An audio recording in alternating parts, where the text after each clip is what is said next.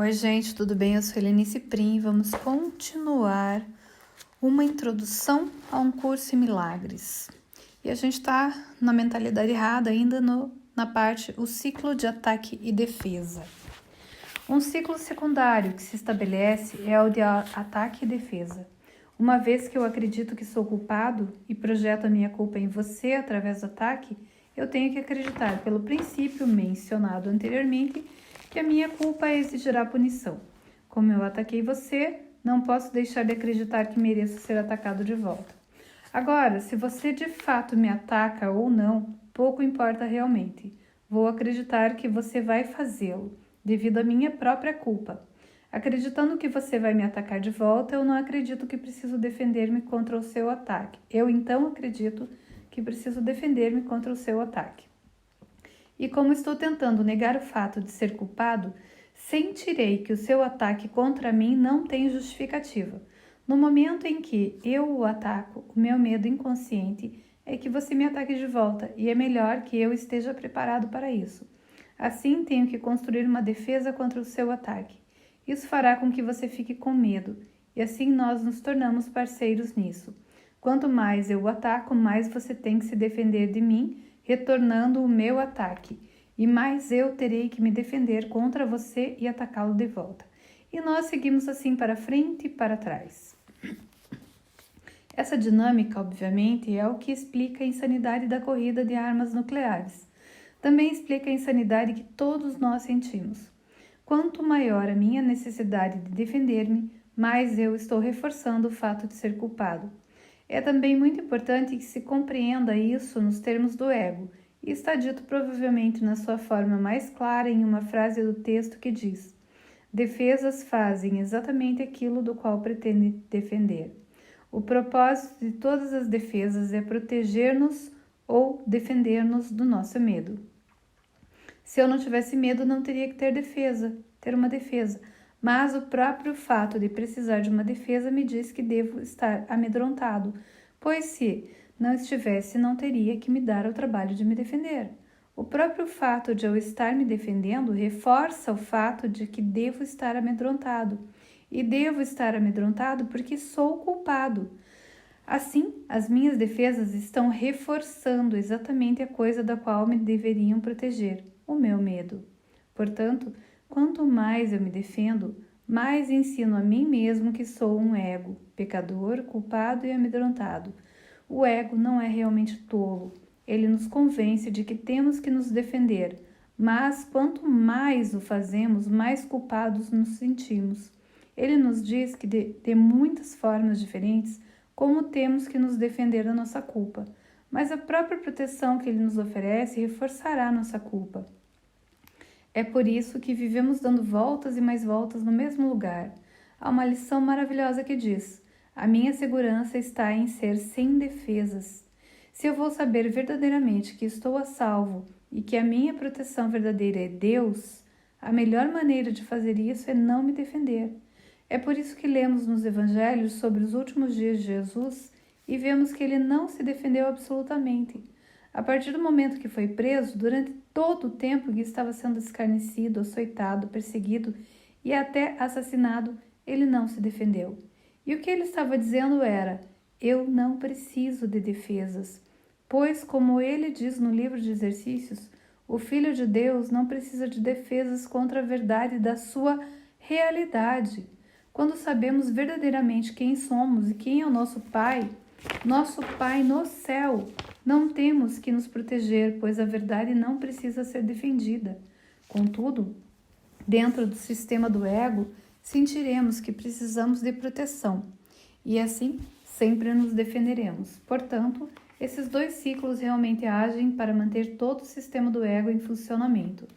Quanto mais nos sentimos culpados, mais atacaremos. Quanto mais atacamos, mais sentimos a necessidade de defender-nos da punição esperada ou do contra-ataque, que é em si mesmo um ataque.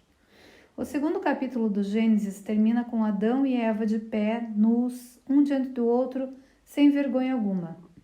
A vergonha é apenas um outro nome para a culpa, e a ausência de vergonha é uma expressão da condição que existia antes da separação. Em outras palavras, não havia culpa, porque não havia nenhum pecado. É no 3º capítulo que se fala do pecado original, e assim começa com Adão e Eva comendo do fruto proibido. Esse ato constitui a sua desobediência para com Deus, e esse é realmente o pecado.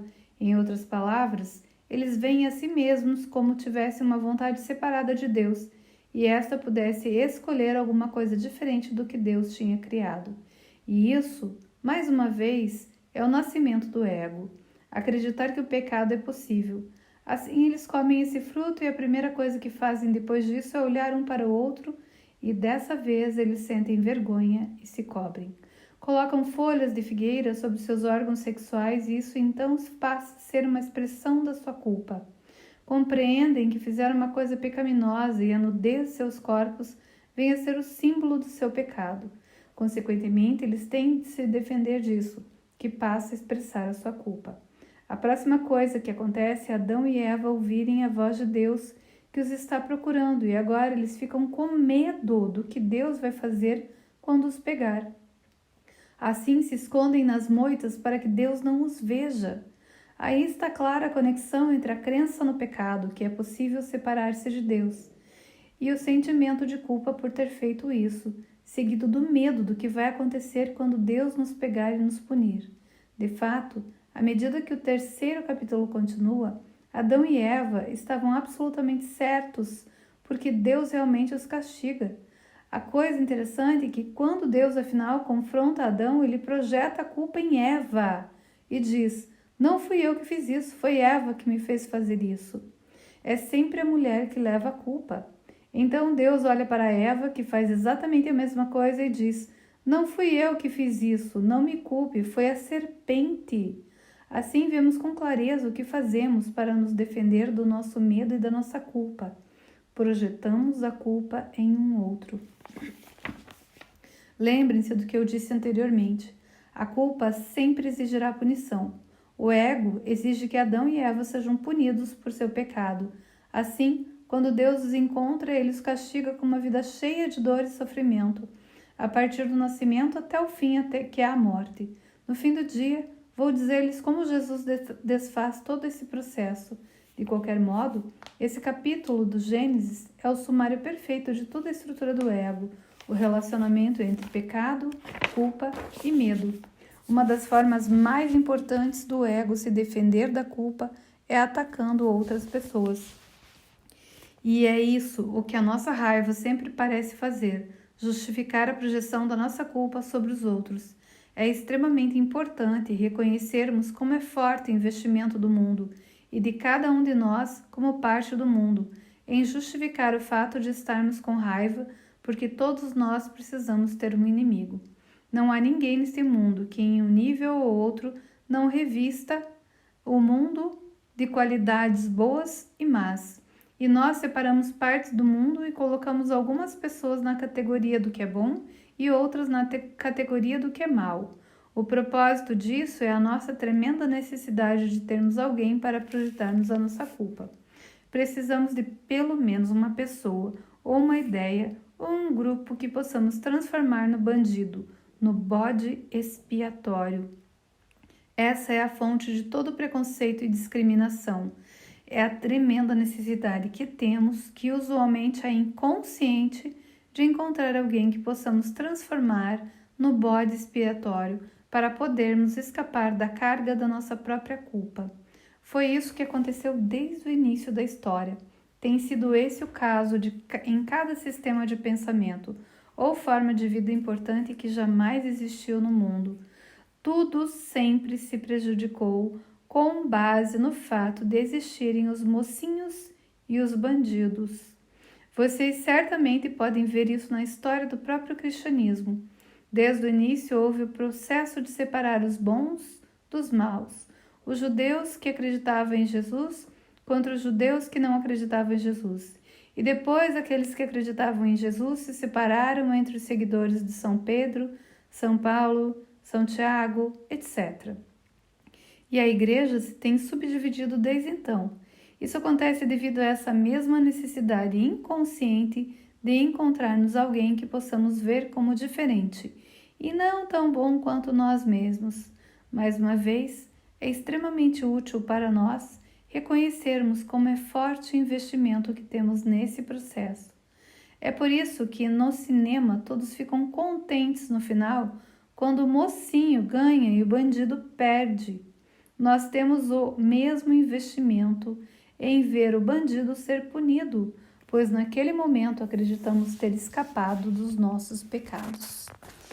E aqui nós terminamos mais uma parte da mentalidade errada. No próximo vamos falar sobre relacionamentos especiais, que realmente é muito forte. Mas vejam bem, gente, procurem isso na vida de vocês hoje. Tudo a gente coloca como mocinhos e bandidos. O lado que a gente escolhe normalmente é o mocinho e o outro lado é o bandido. Só que o outro lado também acha que é mocinho e acha que esse lado é dos bandidos. Eu tenho uma historinha que duas amigas minhas de lados diferentes contaram para mim sobre o muro. Existia um muro.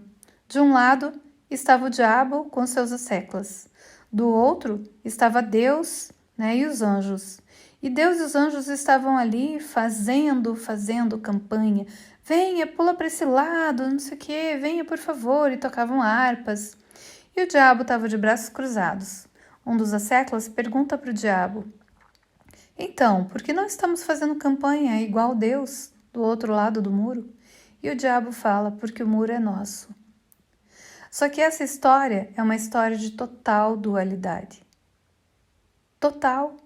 Porque não existe céu e inferno, porque cada um olha o muro, o outro lado do muro, como se fosse o bandido, e aqui estão os mocinhos. Mas o muro não é nada mais, nada menos do que essa invenção da dualidade. E se a gente continua em cima do muro, olhando para os dois lados e acolhendo os dois lados, a gente acolhe a unidade. Não escolher. Não escolher é fazer a escolha certa, porque não escolher o ego, é escolher Deus. Quando a gente não escolhe de verdade, a gente está com Deus, porque nós sabemos que tanto um lado quanto o outro do muro são deuses, só que eles não sabem, eles simplesmente se esqueceram, então eles se dividiram. Então, gente, é isso. Vocês podem não concordar com essa historinha e não precisa. Mas que essa historinha fez muito sentido para mim, quando as pessoas de lados diferentes me mandaram elas na mesma semana, eu entendi que não importa, sempre vamos olhar o outro como bandido e a gente como mocinho, porque é assim que o ego se comporta. Ele coloca a culpa do lado de fora, ele coloca a culpa no outro e depois volta a se sentir culpado. Então a gente pode sair desse ciclo, dessa loucura do ego, de projeção. A gente pode amar a tudo e a todos. A gente pode perdoar, porque a gente sabe que nós somos santos, nós somos impecáveis, nós sempre estivemos Deus. Nós sempre estivemos em Deus. Na verdade, isso nunca aconteceu. A separação nunca aconteceu. Nós estamos lá. Isso é só um sonho louco, como sempre disse o chapeleiro maluco. Então, é isso, gente. Agora vamos buscar a unidade, vamos buscar Deus onde Ele realmente está, que é fora da divisão, que é fora da dualidade. Deus não está na dualidade, Ele está na unidade.